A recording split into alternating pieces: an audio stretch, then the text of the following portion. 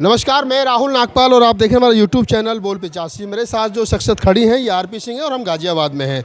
RP Singh साहब Bahujan Samaj party के वरिष्ठ नेता हैं और पश्चिमी उत्तर प्रदेश में इनकी जो राजनीति है बड़े एक समय पर चर्चा का विषय रही है। बसपा से चुनाव भी लड़ा है और आज हमें मिले गाजियाबाद में, तो हमने सोचा कि इनसे बातचीत की जाए ताकि पता चल सके कि 2024 का चुनाव जो निकट भविष्य में है उसको लेकर के पश्चिम में क्या माहौल है।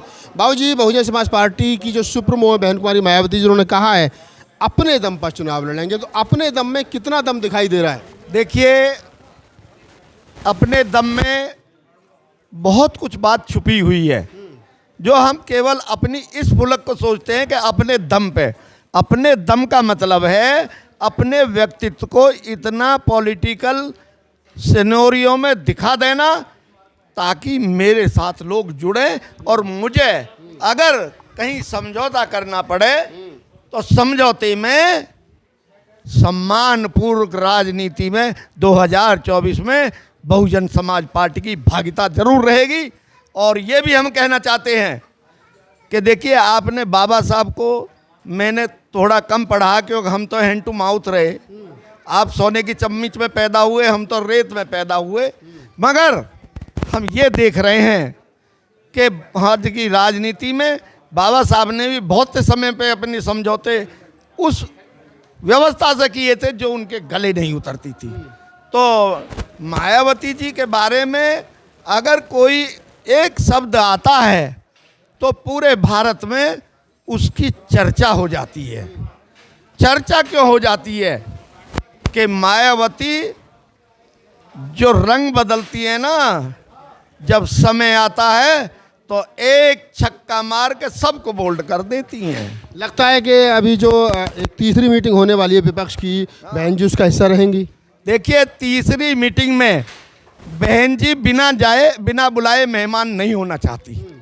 वो सम्मानित लीडर है और आपने उनकी चाल और ढाल में आज भी निर्भीकता और बड़ी मजबूती देखते हैं आप। ये नहीं है कि सत्ता में भागीदारी नहीं है या एमएलए एमपी हमारे कम होते चले गए हैं, मगर नेता के नेतृत्व में कहीं भी आपको हिचक नहीं है। लोग कह रहे हैं अगर 2024 का चुनाव अपने दम पर लड़ा गया तो 5% वोट रह जाएगा बसपा के पास में। लोग तो कह रहे हैं 5% वोट तो तब रह जाएगा जब अकेले लड़ेंगे। हम तो ताकत के लिए जितनी ज़्यादा से ज़्यादा हमें भागीदारी मिले इसलिए हमारी नेता लड़ रही है। ये बात अकेले चुनाव नहीं लड़ेंगी, ये हम बता दे रहे हैं। आप नागपाल जी, आपके भी कहीं ना कहीं प्रेशर की राजनीति हो रही है, प्रेशर बनाने की कोशिश की जा रही है, कैसे सम्मान बुलाया जाए। वो आए ना अब मेरी लाइन पे, सर बनाया जा रहा है। मायावती अपने बहुजन समाज की आज भी लीडर है और बाबा साहब के पद चिन्हों पर चल रही है। कोई मेंबरी तो छोड़ना चाहता नहीं है। 1.5 साल पहले राज्यसभा की सीट को लात मार देना बाबा साहब के पद चिन्हों में इस प्रकार चल रही है जैसे बाबा साहब ने हिंदू लॉ को लागू न होने पर अपना इस्तीफा दे दिया था। वो बहन कुमारी मायावती है, उसकी एक धमक में भारत की राजनीति हिल जाती है। लोग कहते हैं ये बहुजन समाज की पार्टी नहीं है, चमार समाज की पार्टी रह गई है। लोग कह रहे हैं भैया, लोग कह रहे हैं हजारों साल की व्यवस्था को आप कितने दिन में बदलना चाहते हैं? पहले आप अपने आप को एक तो होकर देख लीजिए। आप में चेतना ज़्यादा आ गई है, मैंने मंच के माध्यम से भी कहा। और चेतना अहम होता है। जब ये उंगली है ना, जब तक ये पांचों नहीं है, ये नहीं बनेगा, हाथ नहीं बनेगा। और जब तक एक परिवार नहीं, एक आदमी नहीं जुड़ेगा, परिवार नहीं जुड़ेगा। और परिवार जब जुड़ेगा तो गांव बनेगा, और गांव जुड़ेगा तो तहसील बनेगी, और तहसील जुड़ेगी तो देश बनेगा। लोग आरोप लगा रहे हैं बहन जी ईडी सीबीआई से डर रही है, घर से बाहर नहीं निकल रही है। आरोप सब लगाते हैं, राजनीति में किसी का कॉलर साफ नहीं है।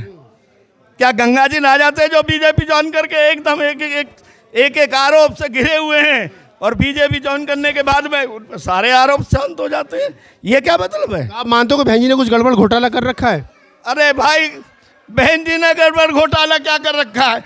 क्या देश की राजनीति चलाना या भारत की राजनीति करना कोई छोटा काम है?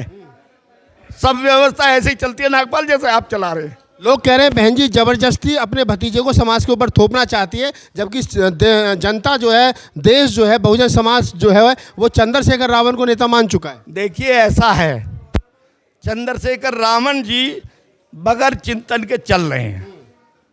चिंतन का विषय होना चाहिए, चिंतन की कमी है।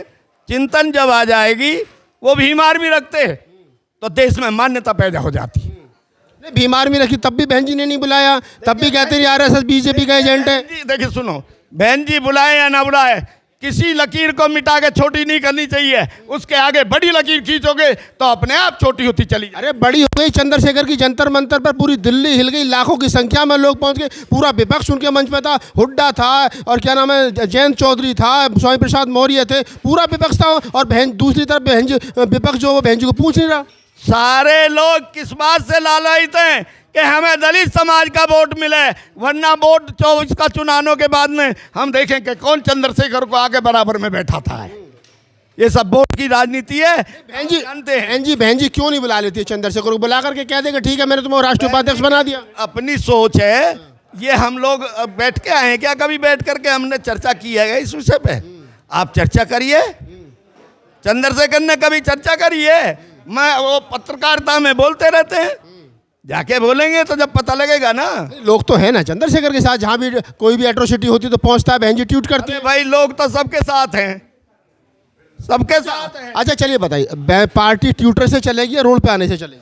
देखिए रोड पे आया जाएगा टाइम पे आने पे। कब आने पर? देखिए हमारा समाज कमजोर है।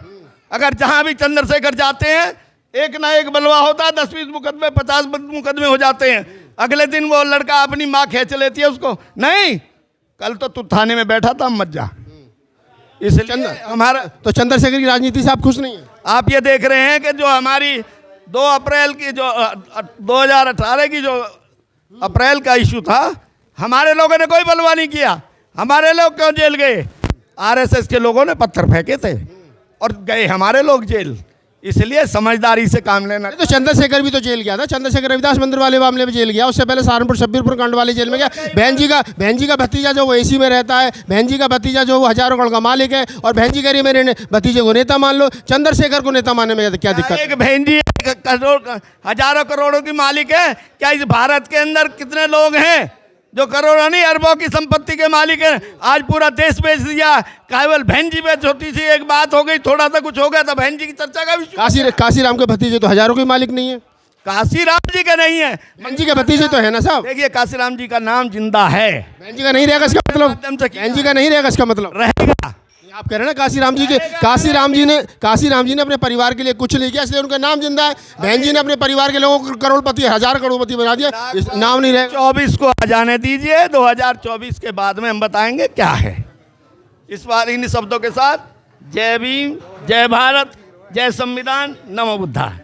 तो ये आरपी सिंह थे, आप समझ सकते हैं। ये गाजियाबाद की वो ज़मीन है जहाँ पर बहुजन समाज की राजनीति के बारे में कहा जाता है कि बहुजन समाज की ये वो ज़मीन है जहाँ पर वीपी मौर्य को सांसद बनाया, जहाँ यहीं से लगे हुए लोकसभा में बहन कुमारी मायावती जी जो है वो लोकसभा का चुनाव लड़ी, और यहीं से थोड़ी सी दूर जो है वो सहारनपुर से मान्यवर साहब काशीराम चुनाव लड़े। उन्हीं के कैडर की बदौलत, उन्हीं के विचार की बदौलत आरपी सिंह साहब 80 साल की उम्र में इस प्रकार से बोल रहे हैं, इस प्रकार से दहाड़ रहे हैं कि मैं एज ए पत्रकार उनसे सवाल करते हुए बचता बचाता नजर आया, सिर्फ इसलिए क्योंकि मान्यवर काशीराम साहब की पाठशाला से जो लोग पैदा हुए हैं उनके लिए बहुजन समाज पार्टी सर्वोपरि है, उनके लिए मायावती सर्वोपरि है, बहुजन समाज के महापुरुषों की विचारधारा सर्वोपरि है। और उनसे बातचीत करने का उद्देश्य सिर्फ इतना ही था कि जो तमाम एक्टिविस्ट और तमाम मेरे जैसे पत्रकार कहते हैं कि बहन जी सही वक्त का इंतजार कर रही हैं, और वो दिन दूर नहीं है कि जब बहन जी जो ये विपक्ष का गठबंधन बनना, जिसको इंडिया नाम दिया गया है, उसका सबसे बड़ा चेहरा बहन कुमारी मायावती होंगी। इसी आस और उम्मीद के साथ बहुजन समाज जो है वो दूर तक देख रहा है।